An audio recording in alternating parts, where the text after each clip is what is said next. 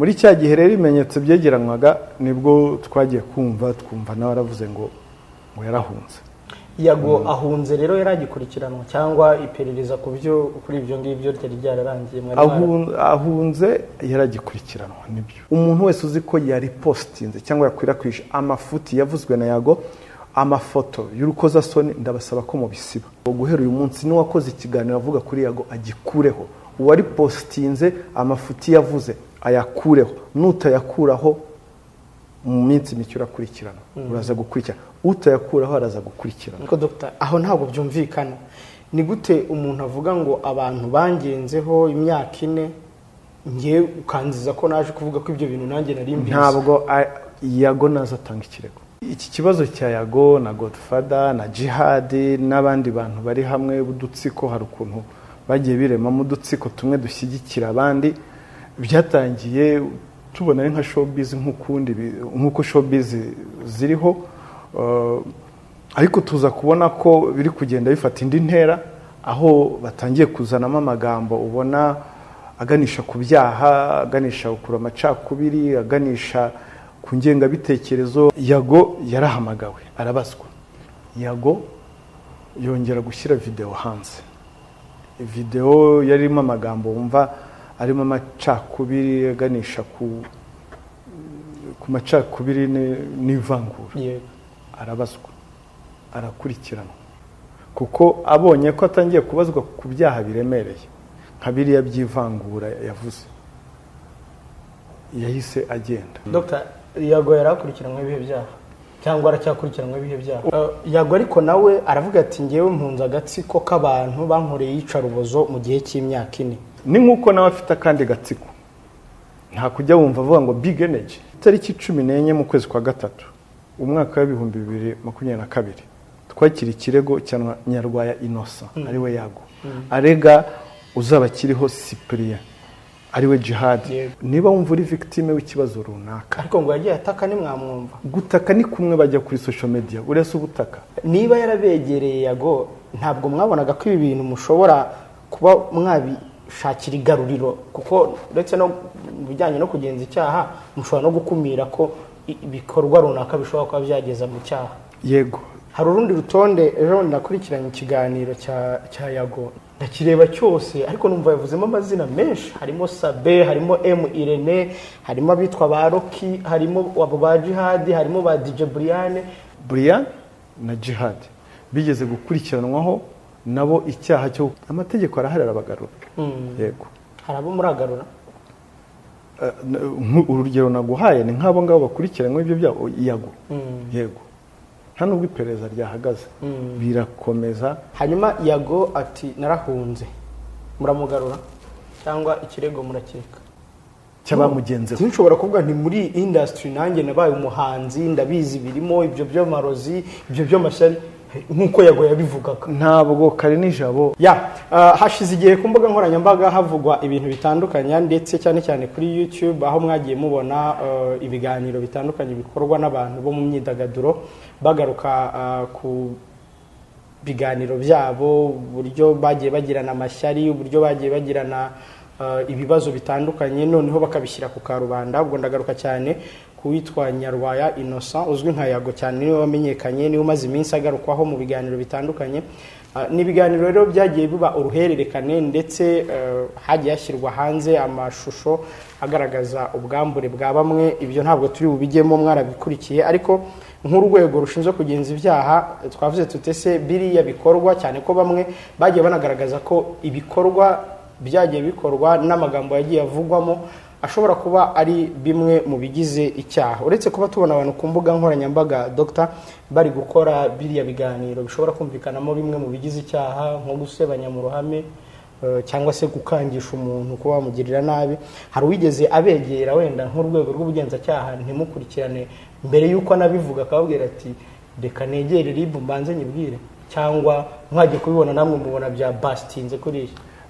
Kare nijabo urakoze cyane kuba ubaye umunyamakuru wa mbere uteye intambwe kuza kumbaza ibingibi, izi saga zo muri social media niko bazita.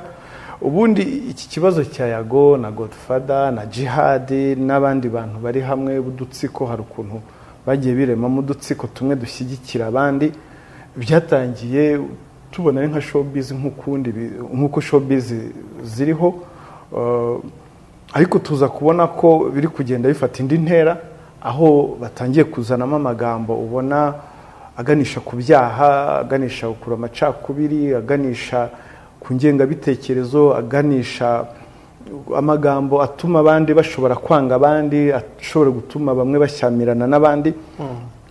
Ubwo nibwo twabyinjiyemo. Gukurikira social media bwo turazikurikira kuko ni yindi si ikorerwamo ibyaha, ishobora gukorerwamo ibyaha kimwe nk'uko turi muri iyi si monde physique. Iriya rero ni yindi si nayo ishobora gukorerwamo ibyaha. Turayikurikirana.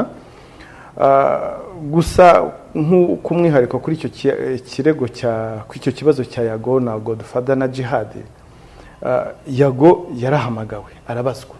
Yabanje guhamagarwa mbere, hari ibyaha yarezwemo n'umuntu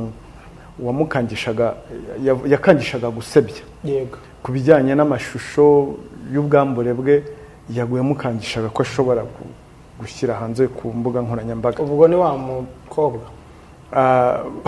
Gusa na mbere amaze guhamagarwa icyo gihe yarabajijwe, iperereza rirakorwa, ibimenyetso biregeranywa, kuko n'uwaregaga nawe hari uburyo wabonagamo adatangamo ibimenyetso.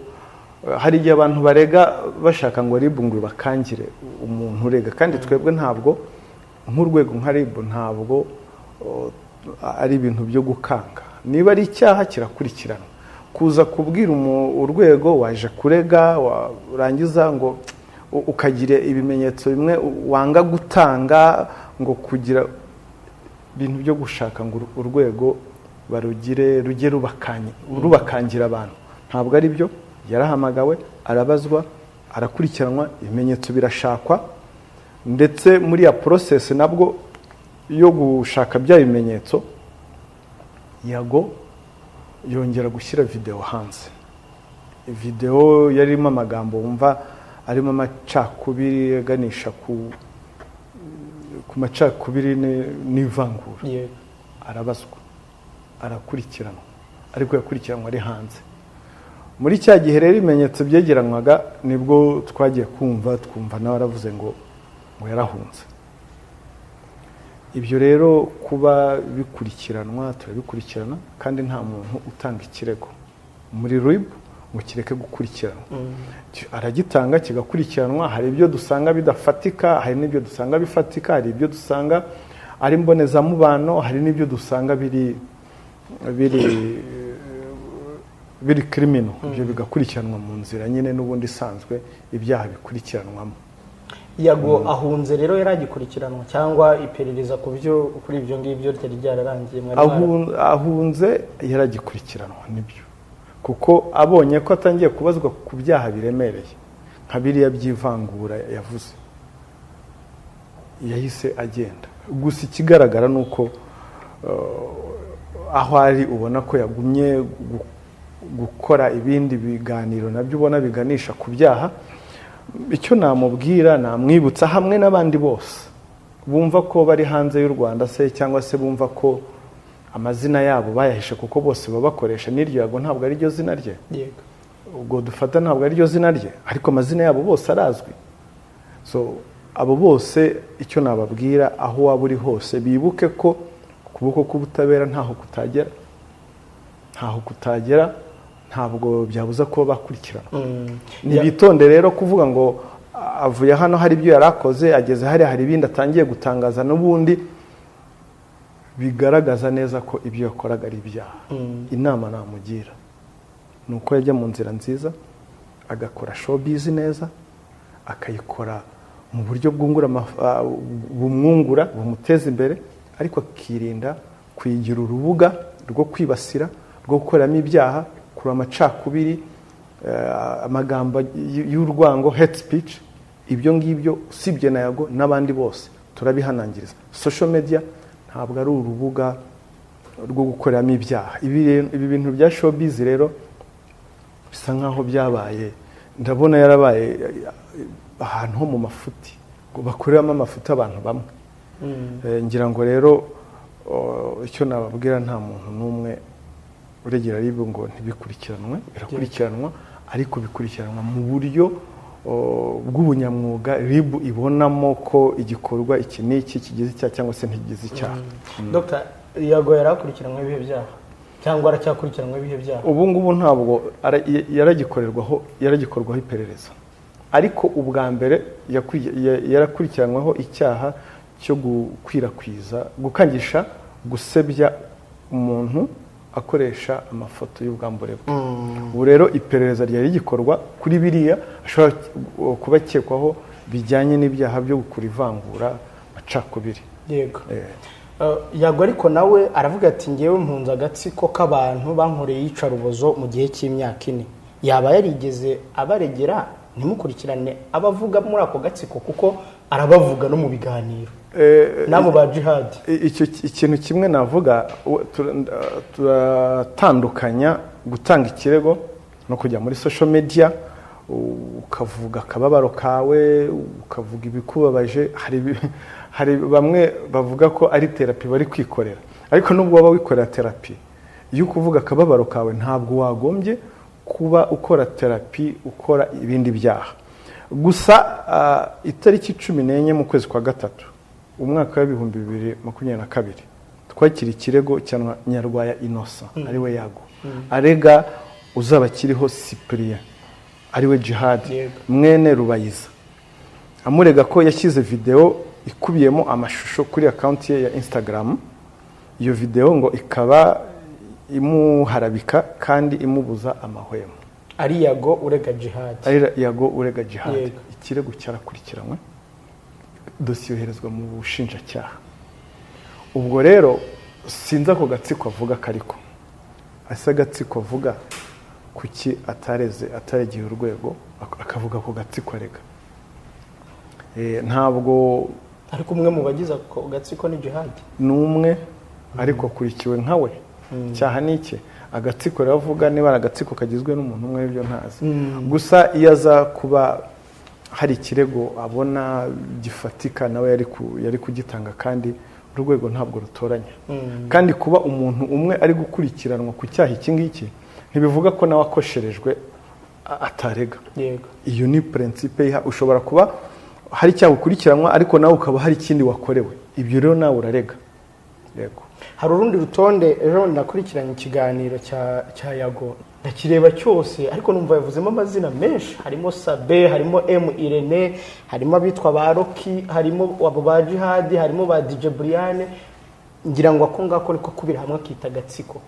Abo ngabo bandi ukuyemo Jihad n'icyo kirego yatanze, bo hari birego byabo mwagiye mwakira bifitanye isano n'ibyo Nyarwaya yavugaga muri kiriya kiganiro? Oya, ibirego abo bamwe muri abo ngabo vuze bagiye bakurikiranwa ni ibirego byabo bitandukanye bidafite aho bihuriye n'ibya Yago, kuko Brian na Jihad bigeze gukurikiranwaho nabo icyaha cyo gukangisha gusebanya bakoresheje amafoto y'ubwambure bw'umuntu. Ibyo ntaho bihuriye n'ibya Yago.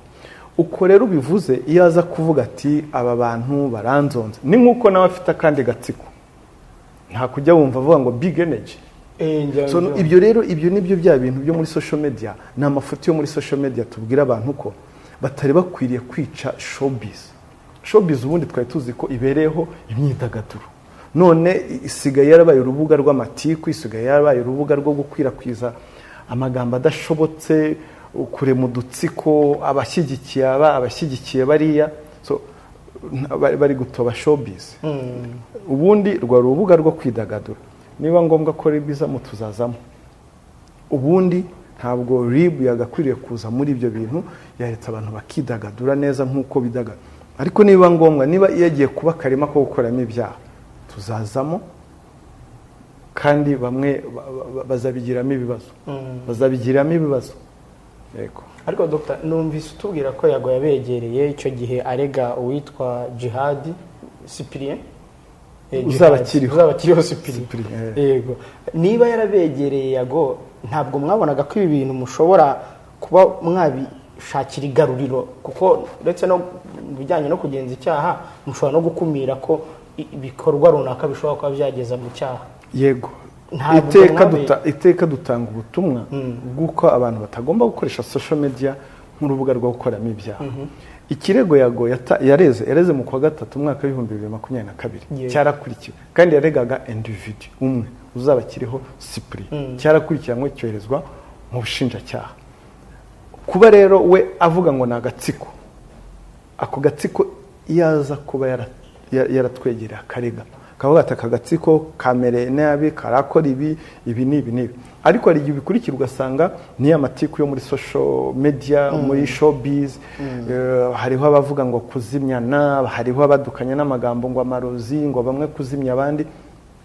Ayo ni amatiku aba muri societe zose zibaho ku isi, ariko icyo tuvuga nk'umwihariko nk'u Rwanda, nta muntu wari ukwiriye kumva ko agomba kuba victime agaceceka.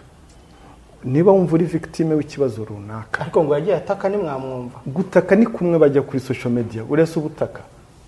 Hari igihe usanga abantu bavuga ngo ntibamwumva abandi, kuriya ni ugutaka. Twebwe societe na kuriya ajyaho hari agatukana kimwe n'abandi bagenzi be, kuriya niko gutaka, ntabwo ariko gutaka. Hari igihe ubona ko ari therapy bimwe byo gutwika. Ese ntuzi ko abahanzi bakereya beef, bagakereya beef mbere y'uko indirimbo runaka isohoka? Ibyo ngibyo ni bya bindi bitagatwiko. Hari n'igihe rero bifata gutyo, ni terme zabo. Hari urumva iyo ubabaye nk'ubu ngubu yaravuze ngo ngiye kurega, araza arandika ikirego avuga uwarega kirakurikirana. Ariko kujya kuri social media erega natwe hari igihe ugira ngo ari kwikreatingira content. Yego. Kandi hariho ababikora ngo bikreatingire content, kandi nibyo uzarebe koko views ziraza. Hanyuma hari icyo mwigeze mumenya se cyamubona cyavamo icyaha muri ibyo byose birirwamo wa mugani kuri izo mbuga nkoranyambaga, hanyuma mutera intambwe muravuge muti nyamuneka mwabantu mwe turabagira inama reka dukumire hakiri kare? Kuko urumva nk'ibyo bya Yago bigezaho twumva ngo amagambo arimo inzangano ashobora kwangisha abandi. Ibyo ngibyo niyo mpamvu twahise twinterveninga. RIB yatangiye kwinjiramo ihamagara buri muntu ku giti cye. Harabo twabwiye tubagira inama barabyemera. Si no muri ibi gusa bya showbiz, ni mu bintu bitandukanye. Ari ikiganiro cyose watanga kirimo kwibasira abandi, biganisha kuba ushaka gukoresha imvugo ishobora gutuma umuntu yibasira undi, yibasirwa, gukurura amacakubiri, ingengabitekerezo ya jenoside, gutukana mu ruhame, ibyo byose turamwegera tukamubwira. Ndetse na biriya bintu byo gukwirakwiza amashusho y'urukozasoni, abakoresha abana, wabonye ko hariho abagenda baduka, bose baregerewe, baraganirizwa, baratumijwe, baraganirizwa, bahitamo. Abanga rero bagakurikira inzira y'ibyaha yo kwinangira, amategeko arahari arabagarura. Yego. Harabo muragarura? Urugero naguhaye ni nk'abo ngabo bakurikiranywe ibyo byaha Yago. Yego. Nta nubwo iperereza ryahagaze, birakomeza, nta muntu n'umwe yumva ko ari hejuru y'amategeko. Yego. Mu nshingano za RIB harimo gukurikirana icyaha yiregewe cyangwa yibwirije. Ese muzategereza abazaza gutanga ibirego muri aba bose Yago yagiye avuga, abo basabe, abo ba Irene n'abandi, n'aba Bruce Melody yabavuzemo, muzategereza uzaza gutanga ikirego cyangwa namwe nka RIB ushobora kuvuga muti Yago yibasiye abantu, yatumye bangishwa abandi, reka twintervening? Ibyo uvuze koko hari ibyo RIB ikurikirana yibwirije cyangwa se ibiregewe, ariko ibintu byo muri showbiz akenshi birimo amafuti menshi. Ntabwo uko amafuti yo muri showbiz aje RIB yajyamo, gusa tubirebera hafi tugakumira, tukagenda dukomakoma. Ntabwo ibyo dukora ntibimenyekane muri social media bivuga ko ntacyo twakoze. RIB iri mu kazi kayo neza, iri mu kazi kayo neza, abagenzacyaha babyuka bazi icyo gukora, bafite task zabo. Ibitamenyekana nk'uko mvuze byo muri bitamenyekanye muri social media ntabwo bivuga ko bitakozwe. Ikindi, ibintu byo muri social media ni ibintu biri trick. Hari abo dukurikirana wabonye ko bari watiketse ko ari ibyaha bari gukora koko, wahagerayo wamuhamagara mugati oya twatebyaga buriya ni kagatwiko. Ni nubwo twabimenye, ni nuko twabimenye bakavuga ngo bagiye gusohora indirimbo runaka, ngo biyibutsaga societe ko bahari. Iki igishaka kugaragara hano, ni uko ahubwo social media cyangwa showbiz bari kuyidevelopa muri mediocrity. Nicyo nanjye kubwira ni Nicyo kibazo. by'agatwiko birimo kwangiza sosiyete. Muzakomeza muvuge muti twabatumije batubwiye ko ari indirimbo yari igiye gusohoka, reka tubireke, ariko abantu turi gukonsoma ibyo bintu mu by'ukuri barimo baratwangiriza sosiyete. Urumva hari aho utagomba kugera. Iyo kitaraba icyaha rero ntabwo yajyamo. Iyo kitaraba icyaha gusa ntiturindira ko kiba icyaha. Iyo biganisha kuba byaba icyaha, aho ngaho nibo tugira inama tukavuga ati nurenga uriya murongo uraba wuguye mu mategeko kandi araguhana.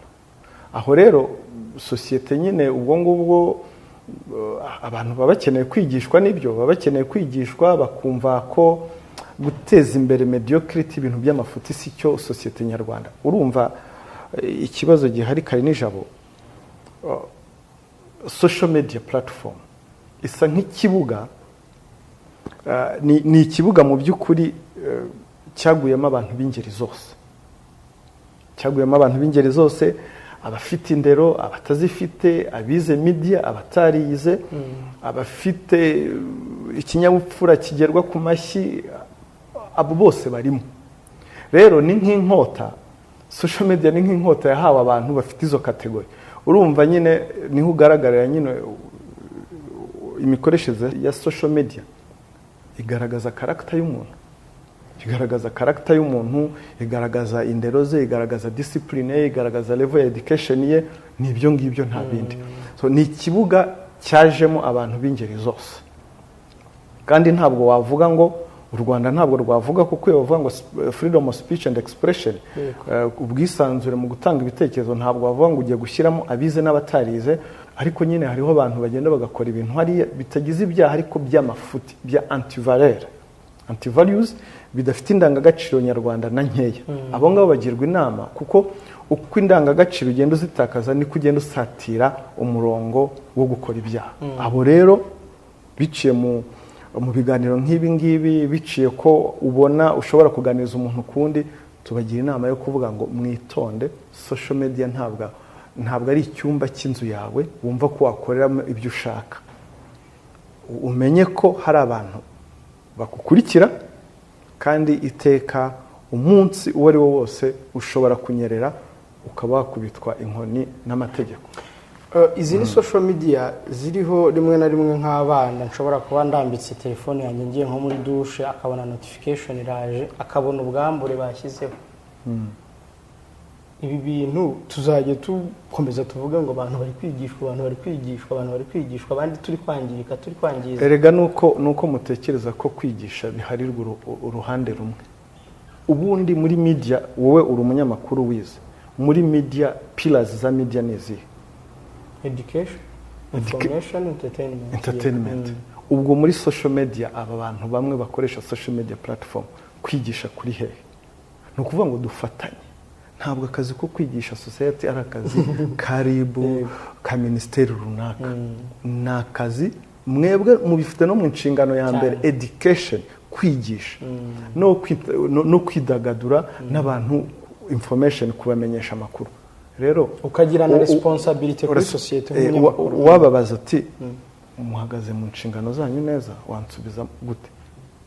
Wabaza media iba iri regulated cyangwa itari regulated, biriya bita ngo citizen journalism na professional journalism, wababaza ko ufite igikoresho cya media, wowe uhagaze mu nshingano zawe neza, wababaza mbere yuko bashifting your blame ku rwego runaka, basubiza ngo iki?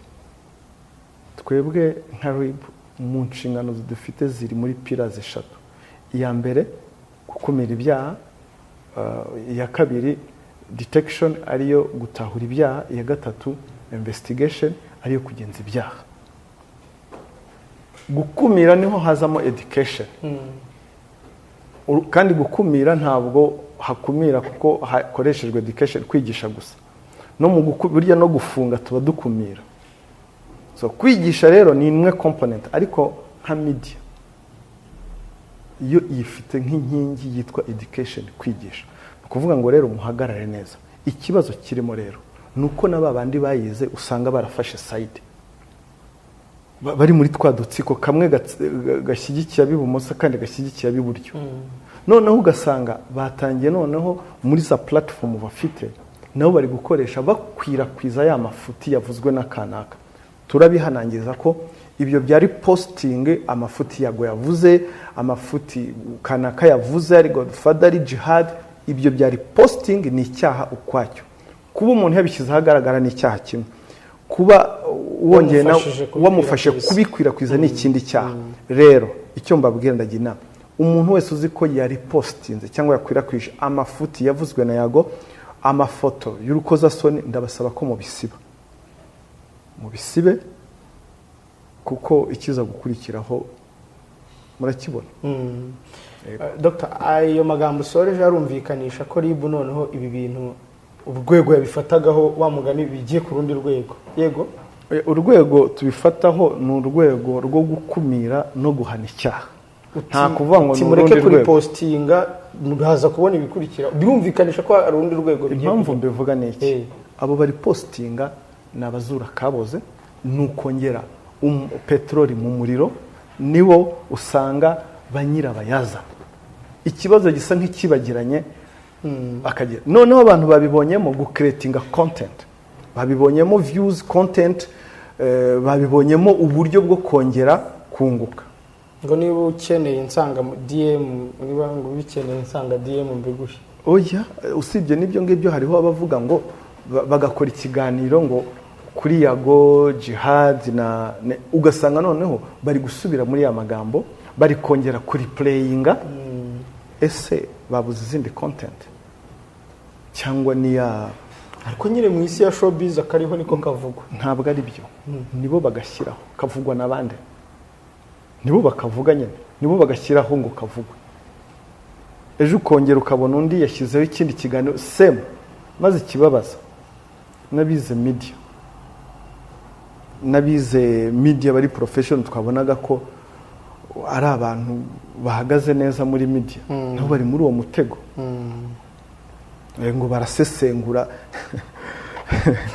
sesenguzi rwose ni ngombwa gusesengura ariko hari rero umuntu buriya hari ikintu gitangaza muri bya biganiro tujya tugira dutumiramo abanyamakuru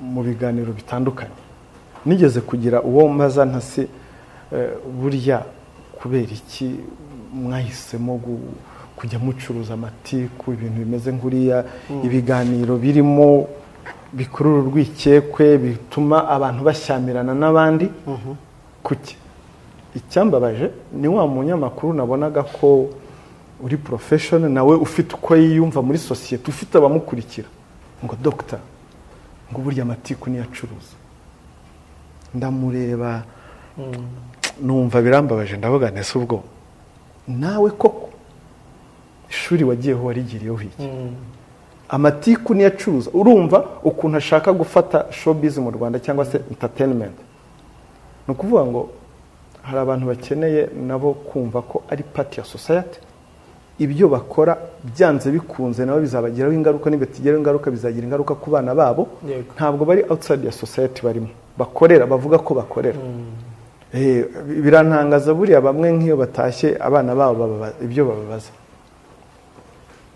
nk'abari abapostinga ari amafoto buriya batashye abana babo bababaze ibiki ko babyumva ko babibona abantu rero rwose bumve ko ibyo ukorera muri societe byanze bikunze bizakugiraho ingaruka indirectly cyangwa directly cyane cyane iyo umuntu muri societe bareberaho ibi birakorwa rero n'aba bantu bafite icyo basobanuye muri societe mu muryango nyarwanda bashobora gufatwa nk'icyitegererezo ari abo wa mugani bafite n'abana cyangwa se tureberaho nimubona ko birimo birangiza hazaza iyi societe dufite cyangwa murabona byararangiye nta garuriro oya igarurira hari kuko uzarenga umurongo wazajya hanwa ibyo ngibyo rwose ni ihame ntawe tuzajenjekera ikindi nuko ntabwo bikwiye kumva ko niba ufite abantu benshi ufite uburenganzira bwo kuvugiraho ibyo ushaka burya ntubu n'abayobora nubwo wumva ngo ni ba followers bose bajyaho bagatangira akavuga ngo bantu banjye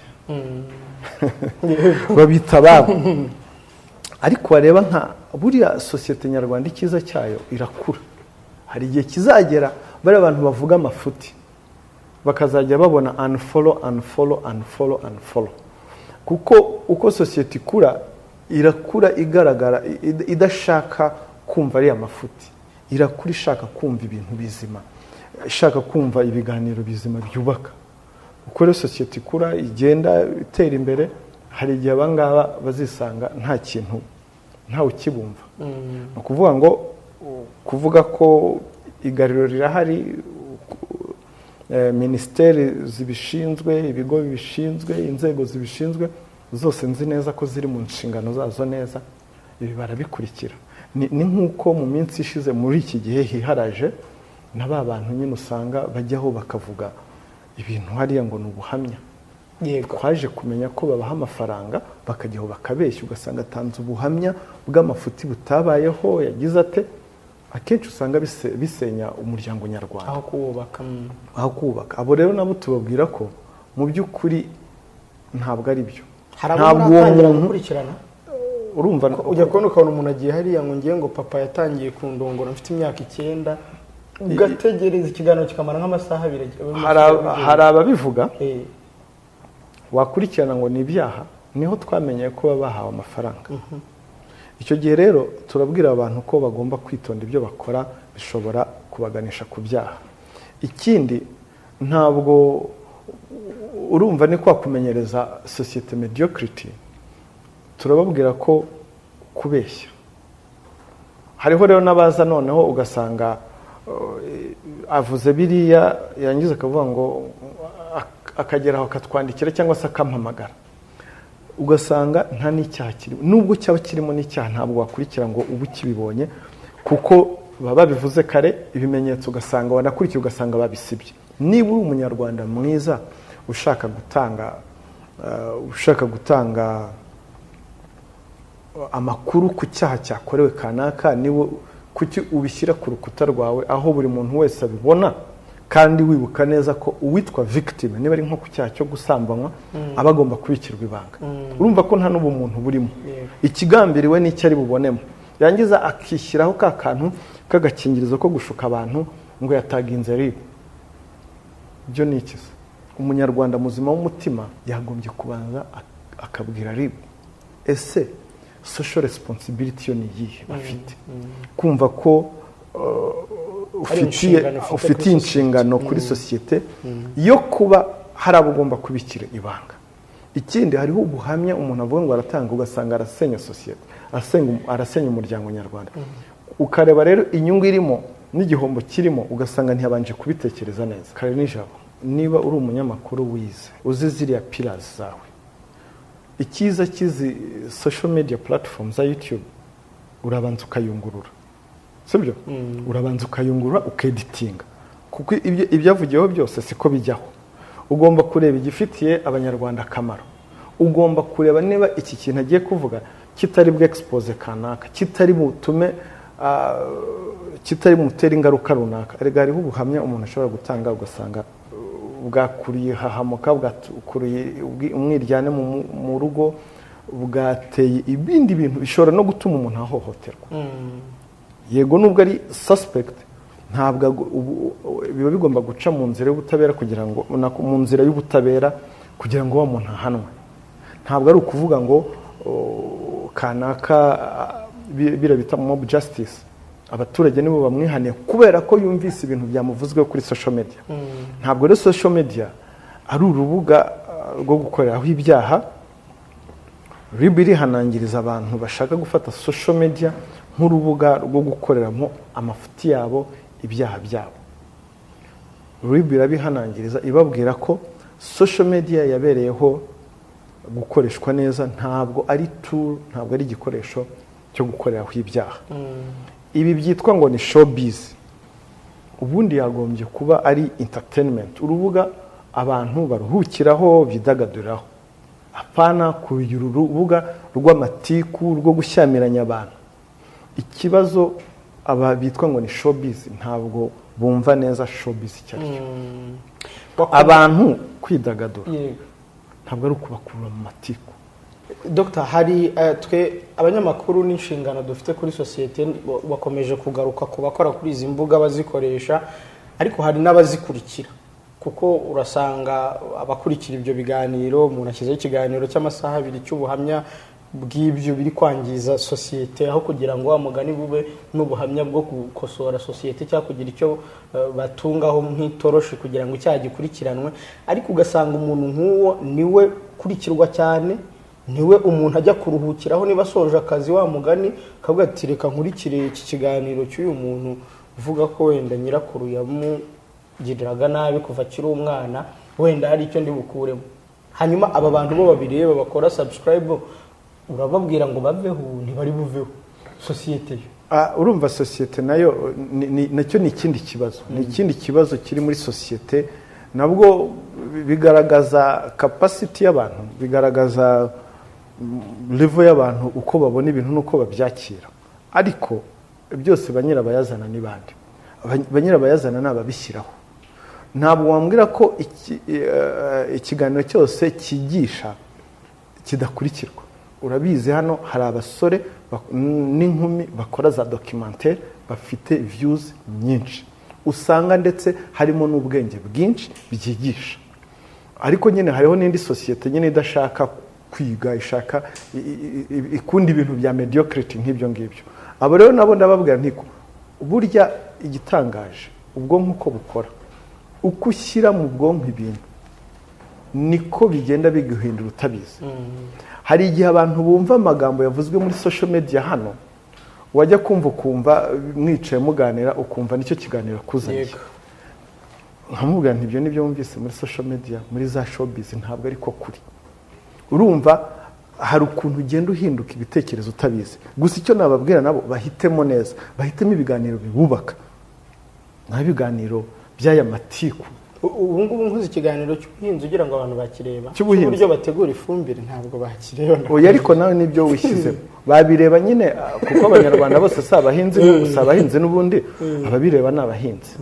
Kora ikiganiro kindi cyediketinga mu bundi buryo, sibyo? Biriya ni sosiyete nayo rimwe na rimwe usanga ifite nayo ikibazo cy'imyumvire, nabyo bigaragaza level ya literacy. Ariko ubu ntabwo ubona ko ibi bintu turi kuvuga bishobora no kuba byaraturutse kuri izi mainstream media, bino binyamakuru, televiziyo n'amaradiyo, kuko iyo urebye naho content zaho ni content z'abantu bambaye ubujipo buhenuye, ni content z'abantu bameze gute. Sinkeka ko ariho byaturutse. Urimo urakebura social media gusa, ariko mainstream media yo ifite iki. Navuze media muri rusange, ariko nuko twari twibanze kuri social media, kuko sinzi ko hari mainstream nkuko wabivuze. Hari aho twari twabona amatiku nk'aya ngaya, ntaho nzi mu Rwanda. Aya matiku ari muri social media, kuko sinzi ko hari televiziyo ishobora gufata abantu ngo ihanganishe umuntu nkuriya wicari bavuge ari amatiku, ari amafuti. Ngira ngo umunsi ukurikira yahita ifunga, abantu bavuga ati wapi. Ariko kuko iriya ari kamera ye na YouTube yaragenda akicara akavuga ibyo ashaka, nubwo burya yaba ari yawe ndugu yangu, nubwo iyo kamera yaba ari yawe, iyo YouTube channel yaba ari yawe, abo ubwira n'abanyarwanda, abo ubwira n'abantu, nta burenganzira na bumwe ufite bwo gukoreraho ibyaha. Akaboko k'ubutabera kazakugeraho. Abo bose turababwira igihe batumijwe hano ngo ubwisanzure bw'itangazamakuru, no wamaze se bundi wori umunyamakuru akabura icyo avuga. Ubwisanzure bw'itangazamakuru si ukwisanzura usanza iby'abantu, ubangamira uburenganzira bw'abantu. Aba bantu rero akenshi ngira ngo twari twageze kugeraho tugira inama abantu bamwe. Turasaba abantu ibi bintu bya reposting nabivuze, buriya bari abantu nibo bashyiramo umuriro, nibo batuma ibintu bidacika. No kuvuga ngo nkaho batafashe inshingano. Bamwe tuzi ko bari social media influencers, bafite ababakurikira benshi, ubundi bakagombye gukebura bagenzi babo, aho kugira ngo wongere uri posting. Ibyo byo kuri postinga nawe uri gusangiza ya mafuti b'abantu bagukurikiye, kandi noneho ugatangazwa ko biri gukorwa na ba bantu bafite ba followers benshi.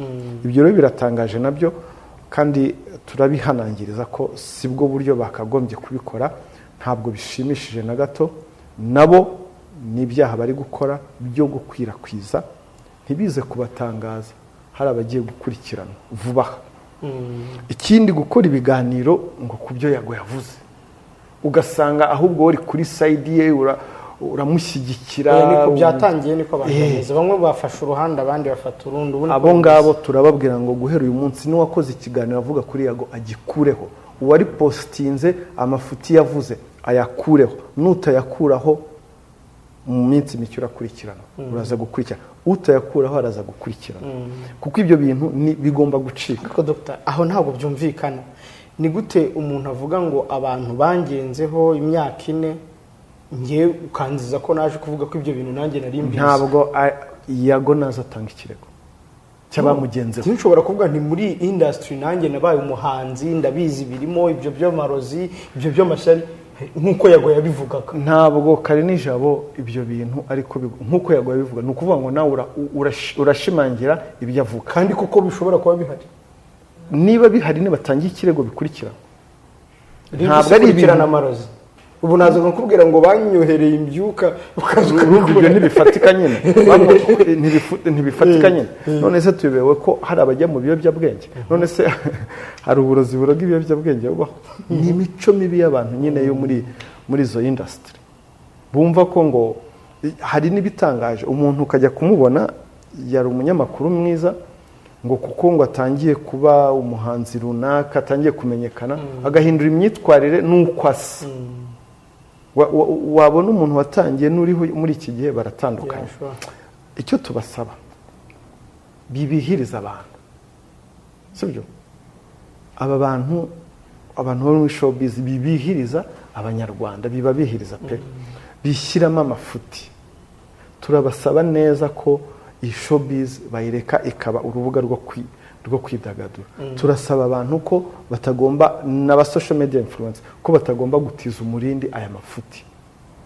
Ntabwo bari gukemura ikibazo, ahubwo bari kongera ikibazo mu bindi. Ikindi nshaka kubabwira, ni gute wowe niba ufitanye ikibazo n'umuntu, ababyeyi b'umuntu urabazana mute? Nacyo nari kukigira. Umuryango w'umuntu uramuzana mute? Ibyo rero babireke. Ibyo nibyo bya bintu usanga ngo bitiza umurindi, bituma ibintu bigenda bifata indi ntera. Ababyeyi b'abantu nibabareke, n'ufitanye ikibazo n'umuntu, diringa nawe, ujye mu nzego zifite ububasha bwo gukurikirana. Ababyeyi b'abantu n'abana b'abantu n'umuryango w'abantu bawureke uruhande, bibakurura muri ibyo bibazo. Ibyo rero nibyo usanga bigenda bikubita ikibatsi muri cya kibazo gihari.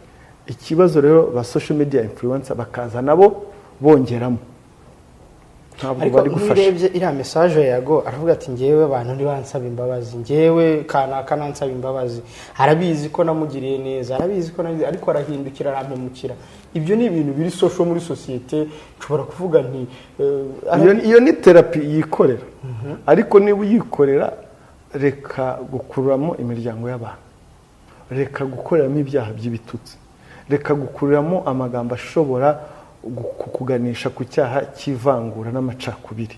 Ikorere therapy, uvuga ibyawe, akababaro kawe, ariko wirinde ikintu cyose gishobora gutuma urenga umurongo wo kugwa mu cyaha. Twisanze abantu bakorera therapy imbere ya kamera biturutse, ubwo si uko aho yakabaye gukorerwa tutahafite? Ntabwo ari uko hadahari, ahubwo ni ikintu cyo gushaka gukurura, kungukira mu bintu runaka.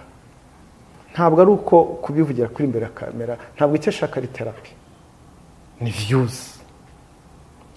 Kuko therapy uragenda ukabwira umuntu wizeye, uri bukumva kugira inama, hari asenda kugira inama. Muri comment bajya bazitugisha, ziba zimeze gute? Ziba zimeze gute kandi ziriya comment ubizi ko hariho hubwo usanga bamwishe kurushaho, bamututse, bavuze ati we nta muntu kurimo, ugasanga byabaye bibi. Ahubwo ngo niyo mpamvu rero tugira abantu inama. Ntabwo therapy nyine, hariho abantu bavuga ati reka nivugire bimvemo, ariko nta feedback nkeneye. Ariko inside harimo akantu ko kuvuga ngo ndashaka gukoreramo amafaranga, views, ndashaka gukoreramo amafaranga, izo views zize, ayo mafaranga yinjire, YouTube irabagaburira turabizi ni ukuvuga ngo icyiza bayikoreshe neza tuyibyaze umusaruro ni nacyo buriya leta iba yarayishyiriyeho niba yoroshya interineti ikihuta mu minsi mike turi muri 5G niba amabandozi agura makeya nuko leta izirikana ubwiza n'inyungu ziri muri social media platform rero reka aba arizo dukoresha ariko ikindi nakubwira amafuti uzakoreramo amafuti ni ukuri pe icyo mbizeza bazajya bakurikirana hari ikindi ubona abantu bihangishe muri no minsi gushyira amashusho y'urukozasoni hanze ubundi se abandi bemera ko bayabafata byagenze gute kuyafata ni kimwe kuyakwirakwiza ni ikindi sibyo reka duhere kuri abo bemera ko bayabafata niba uyafashe ukayabika muri telefone yawe ntawe uzaza kureba muri telefone ubu urebye muri telefone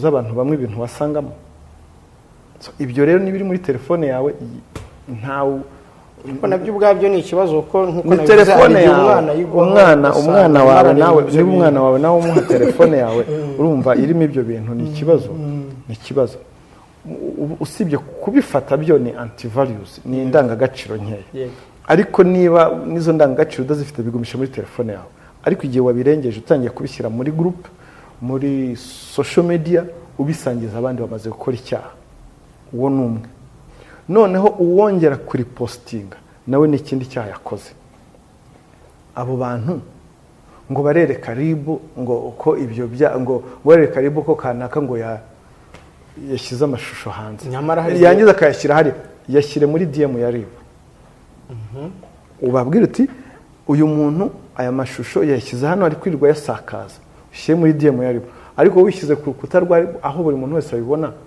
uri gusakaza kandi natwe tuba twabibonye turabona niko kazi dukora niko tubyuka tuje kureba mu gutahura ibyaha rero niba ushaka gutanga amakuru yaduhe ariko mu buryo buzafasha iperereza apana mu buryo bwo gushaka gusakaza nawe ubwawe ngo za views zirebe n'udukomantere banza bagashyiraho ariko twisanze aha hantu dute atiribu ubwo icyo uvuze ni iki muri make uba uri gusakaza hari abantu tugaruke gato kuri yego hari abantu benshi yagiye avuga muri kiriya kiganiro muri bariya bantu hari n'umwe urabegera uretse nk'uko uri kuvuga uti bantu mureke gukomeza gukora ibiganiro bigaruka ku bya yago mureke hari n'umwe urabegera muri bariya bose yavuze wowe ati dore ngiye yago yaransebeje dore arambeshyera dore birana ngo atange ikirego nk'uko nawe umusaba gutanga ikirego muri abo bose ntawe uraza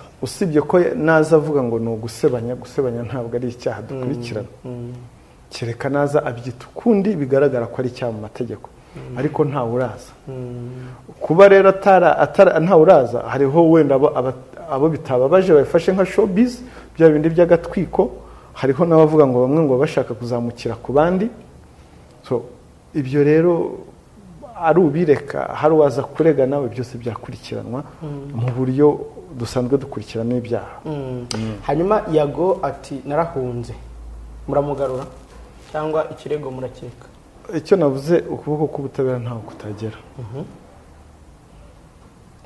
inama namugiriye ngira ngo yayumvise ni ukureka kugumya gupositinga biriya byaha iperereza rirakomeje ntabwo ryahagaze yego muri kurikora ariko adahari bivuga iki n'ubundi nubwo twarikora ahari atahaba ahari ni ku isi kandi ukuboko k'ubutabera hose kurahagera yego ingero turazifite nyinshi kandi rero ikindi naho yaba ari hose ibyo byaha nabyo birahanwa muri ibyo bihugu haba ari imikoranire hagati y'ibihugu no kohererezanya umuntu wakoze icyaha ibyo ni ibisanzwe Dr. turi gusoza rero yego hari ubundi butumwa bwihariye wumva watanga mbere yuko dusoza yego ubutumwa dutanga wenda ku buryo bw'umwihariko mu buryo bwa rusange turasaba abakoresha showbiz cyangwa abakoresha imbuga turasaba abakoresha imbuga nkoranyambaga bari mu gisata cya showbiz mu gice cya showbiz showbiz bivuga imyidagaduro bareke kubihiriza abantu, reka showbiz ibe showbiz, bayikuremo amatiku, bayikuremo gukurana inzangano, bayikuremo ibintu byo kurema udutsiko, bayikuremo ikintu cyo kubona ko abantu bamwe kurema udutsiko abantu, gucamo ibice abantu. Ikindi cya kabiri, kuba uri social media influencer, menya ko uri social media influencer, influencing abantu mu byiza, influencing abantu mu bibi. Kuba ufite abantu bagukurikira, wagombye kuba hari nawe consideration, wagombye kuba wiyumvamo ko ufite, wagombye kuba wumva ko ari inshingano ufite ku bantu. Abo bantu rero uba ugomba kubaha ibintu bizima, ibintu bizima bivuga bibubaka, amakuru, apana kubashora muri ayo matiku. Numvise harimo abadukanye ngo iby'amarozi, ngo ibyo kuzimyana. Ibyo ni ibintu byo muri showbiz biba muri sosiyete nyinshi, ariko ntabwo tubyifuza muri sosiyete nyarwanda. Noneho hari ibintu ubona n'ibyaha byo kuzana muri zo showbiz, ugasanga batangiye kuzanamo ababyeyi b'abantu, bataka famiye z'abantu. Niba ugiranye ikibazo n'umuntu, mubikemure mu buryo bw'ubucuti, buri amical, cyangwa se utanga ikirego. Ikindi nuko hari abantu tubona muri showbiz bagenda bagatanga amafaranga, bayaha abantu runaka ngo batanga ubuhamya bupfuye, cyangwa se bagira ibyo bavuga bitari bizima. Aba bantu turababwira ko ibyo bakora atari ibintu byiza, amategeko bashobora kuzisanga bari mu murongo w'amategeko, bawurenze, kandi amategeko akabahana. RIB ni urwego rwashyiriweho rubanda. Hari abantu benshi usanga bavuga ngo mu buryo buziguye, bavuga ngo RIB irasinziriye, ngo ntibona. Ubwo buryo bwo RIB turi mu kazi kacu neza, abagenzacyaha babyuka, ariko kazi bagiye gukora ko kurwanya ibyaha. Turasaba abantu rero ko bareka RIB igakora akazi kayo neza mu bunyamwuga bwayo, kuko hariho ababivuga baninura, hari icyo bashaka kwereka sosiyete. RIB ntabwo igomba gukoreshwa nk'igikangisho, ni urwego rw'abanyarwanda, kandi RIB ntabwo ikora kuko hari umuntu wayishyizeho igitutu. Uko guhora bayivuga ni nko kwishyiraho igitutu, ariko ibyo byose ntabwo igitutu ari cyo gikora. Hariho n'abandi basigaye ubona bashaka nko kuyikoreraho nka chantage. Gusa si byiza, ntabwo ari byiza na gato. Ariko ubwo yabikora neza nk'uko babivuga, twari kwisanga turi gukora ikiganiro nk'iki kibwira abantu ngo muve muri ibyo. Kuba RIB ikora ntibivuga ko icyaha kitazakorwa mu Rwanda. Ibyo ngibyo abantu nabo babivuga bari kubikoramo ibyaha already. So ni ukuvuga ngo gukora neza ku rwego ntibivuga ngo nta cyaha kizabaho mu Rwanda. Sosiyete aho iva ikagera, hariho sosiyete ihitamo gukora neza n'indi igahitamo gukora nabi. Kandi imitima y'abantu nyine, abanyarwanda siko bayivuze ngo babaje imitima ntiyayiringanije. Ikindi nuko gukora ku rwego, abo babivuga biterwa n'uruhande bahagazeho uyu munsi. Uyu munsi araza avuga kubera ko ngo hari wamuhamagaye ngo amukorere ngo ubuvugize, akaza avuga ati RIB ntifunga rwose, abantu bakidegembya. Ejo haba hari undi wamuhaye amafaranga ngo amukorere ubuvugizi, RIB irafunga cyane. Urumva iyo double standard iri muri social media nayo ntabwo, urumva nta idafasha abanyarwanda, ahubwo irakurura urwikekwe hagati y'abaturage n'urwego. Ni muri urwo rwego rero muri showbiz no mu bindi bice, abantu tugomba gukoresha social media neza, twirinda ibyaha ibyo ari byo byose byakorerwamo. Tugasaba rero abo bantu nabo bagenda bakurikira bavuga ibintu nk'ibyo, bakore unfollow. Niba ubona ibintu baguha bitakubaka, kora unfollow. Ikindi nababwira, za repost z'amagambo, za repost z'amashusho y'urukozasoni, za repost wa muntu wari postinze wese, cyangwa se wakoze ikiganiro n'ubundi gikurura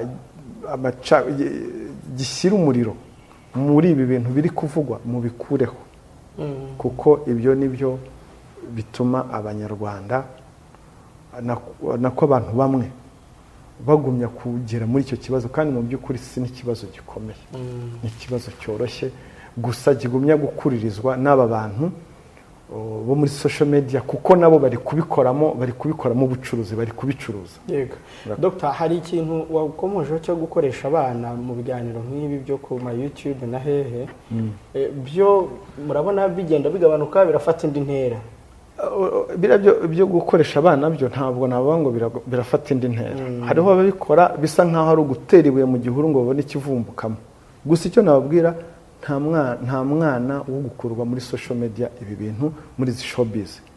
Hari abantu bibeshya ngo kuko ngo umubyeyi we ngo yamuhaye uruhusa ngo kubura umubyeyi wawe ntawe ntufite uburenganzira bwo gukorera umwana wawe icyaha. Umwana ni uw'igihugu ntabwo ubona abahanwa bakoreye abana babo ibyaha abana nibabareke bibakurura muri ibyo bintu. Kuko sinzi umubyeyi nigize mbona wajyaga gusabira indezo kuri YouTube arimo arega umuhanzi avuga ati urumva nkeneye indezo urumva n'abanyamategeko nkabona ikirego bacyanditse n'impapuro bazishyize muri YouTube. Icyo ni nacyo kibazo nicyo kibazo cy'abo bantu nk'abo ngabo uvuze abanyamategeko bameze gutyo. Utanze ikirego ugiye gushyira muri YouTube utangiye kuvuga ngo uyu mwana ngo ari gusabirwa indezo uwo mwana we wamurinze ku izina rye rigomba kurindwa. Ubundi ayo mategeko wize uzayakoresha ryari niba utayakoresheje urinda umwana. Urumva ni ikibazo cya sosiyete y'iki gihe ibintu byose ariko biri icyo biba bivuga ni ugutera igitutu inzego za leta ariko icyo nababwira icyo gitutu ntacyo gifata kuba wajya muri social media ukavuga ngo watanze ikirego cyasuzumwa kigasanga ari amafuti kidafatika ntikizakurikirana. Wajya muri social media ukavuga ngo watanze ikirego twakireba tugasanga ari kizima koko gifatika kizakurikirana. Ibyo rero byo kujya muri social media ese uzi ko nabo basigaye babikora kugira ngo biyamamaze bamenyekane nyine ko ari abanyamategeko bakomeye ariko rero mu by'ukuri it is unethical. Ngira ngo ubajije n'urugaga babarizwamo ibyo bintu babigaye. Yego.